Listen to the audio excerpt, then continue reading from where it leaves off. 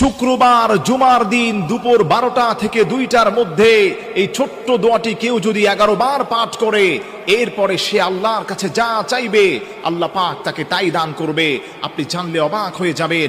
জুমার দিন হচ্ছে অত্যন্ত গুরুত্বপূর্ণ, যাকে হাদিসের ভাষ্য মতে সাইয়্যিদুল আইয়াম বলা হয়।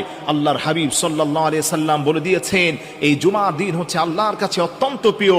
তার কারণ হলো এই জুমার দিনে আল্লাহ রাব্বুল আলামিন হযরত আদম আলাইহিস সালাতু ওয়াস সালামকে সৃষ্টি করেছেন।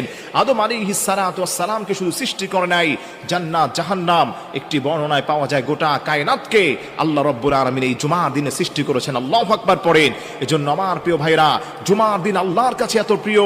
আল্লাহর হাবিব বলেন, এই জুমার দিনে কেউ যদি বেশি বেশি আল্লাহর কাছে দোয়া করতে পারে, আল্লাহ ওই গোলামের দোয়াগুলোকে কবুল করেন। এবং স্পেশালি যদি কিছু দোয়া পড়ে, কিছু নাম নিয়ে দোয়া করে, আল্লাহ তৎক্ষণাৎ ওই দোয়াকে কবুল করে নেন। মনে রাখবেন,